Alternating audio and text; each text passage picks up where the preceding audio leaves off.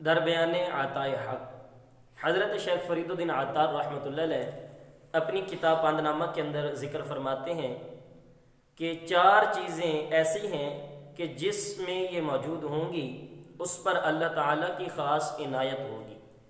پہلی چیز کہ اللہ تعالیٰ کے حق کا بجا لانا، دوسری چیز والدین کو راضی کرنا، تیسری چیز نفس امارہ کی مخالفت کرنا، چوتھی چیز مخلوق کے ساتھ حسن سلوک کرنا۔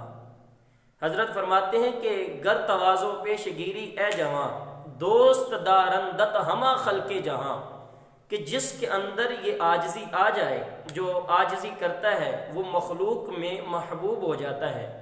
اور حضرت نے یہ پیغام بھی دیا کہ عاجزی کے ساتھ ساتھ یہ پیش نظر رہے کہ سر مکن در پیش دنیا دار پست، ورکنی بے شک رود دینت ز دست۔